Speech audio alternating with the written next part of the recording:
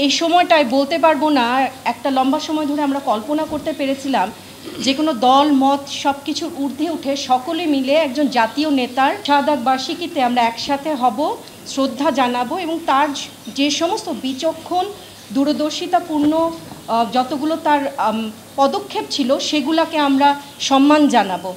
এই সমস্ত কিছুর জন্য প্রথমে আমি ধন্যবাদ জানাচ্ছি আমাদের অন্তর্বর্তীকালীন সরকারের উপদেষ্টা, যিনি উদ্যোগটা গ্রহণ করেছেন, যেখানে এই সম্মান জানানোটা একটা মানুষ যখন তার জীবনকে বিসর্জন দেন দেশের জন্য, দেশকে প্রাধান্য দিয়ে, তার প্রাপ্তি কিন্তু সম্মানটাই।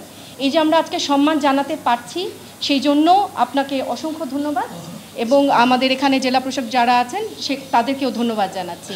আমরা আসলে আমি জানি না আমাদের তরুণ প্রজন্ম ঠিক কতটুকু জানে, আমরা কতজন জানি শহীদ প্রেসিডেন্ট জিয়াউর রহমানের বিচক্ষণতা কতটুকু ছিল, তিনি ঠিক কেন সকল দল মতের ঊর্ধ্বে ওঠে, ঠিক কীভাবে তিনি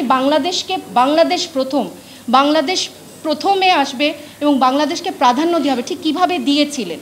এই রকম আলোচনাগুলো যখন আসবে, এভাবে যখন আমরা স্মরণ করব, তখন যেটা হবে, হিস্ট্রি তো কখনো কোনো ব্যক্তির হয় না, দলের হয় না, হিস্ট্রি আমাদের সবার, ইতিহাস আমাদের সবার। সেই একটা জাতি তখনই এগিয়ে যায় সে যখন তার হিস্ট্রিকে সম্মান করতে পারে, সেই হিস্ট্রিটাকে সে ওন করে। প্রেসিডেন্ট জিয়াউর রহমান খুব অল্প সময় পেয়েছিলেন এবং তার যে একটা হেলিকপ্টার অ্যাপ্রোচ বলি আমরা দেশ বিনির্মাণের ক্ষেত্রে, সেটা ধর্ম, সংস্কৃতি, সেটা অর্থনীতি, পৌরনীতি, কূটনীতি সব কিছু মিলিয়ে তার শুধুমাত্র যে দেশ গঠনের ভিশন ছিল তা না, তিনি কিন্তু সেটার প্রয়োগও করেছিলেন। তিনি নিজে ব্যক্তিগতভাবে ইনভলভ হয়ে প্রতিটা কাজে তিনি কিন্তু ওই অল্প সময়ের ভেতরেই বাস্তবায়নেও গিয়েছিলেন।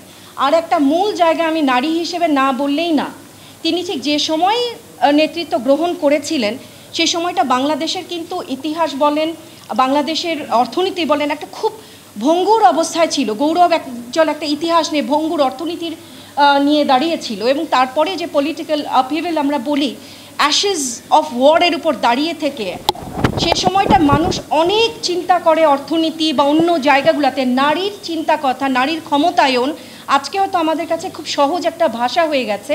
অগ্রগতি কতটুকু হয়েছে সেটা হয়তো সময় বলে দিবে, কিন্তু সেই সময় সেই ক্রাইসিসে সেই আমলে বসে উনি যে সময়টা নারীকে কিন্তু ধরে নেওয়া হতো সে পেছনে থাকবে, নারীকে হয়তো বা প্রোটেকশনের চিন্তায় আনা হতো, তিনি প্রথম কিন্তু নারীকে পার্টিসিপেশনের জায়গায় নিয়ে এসেছিলেন।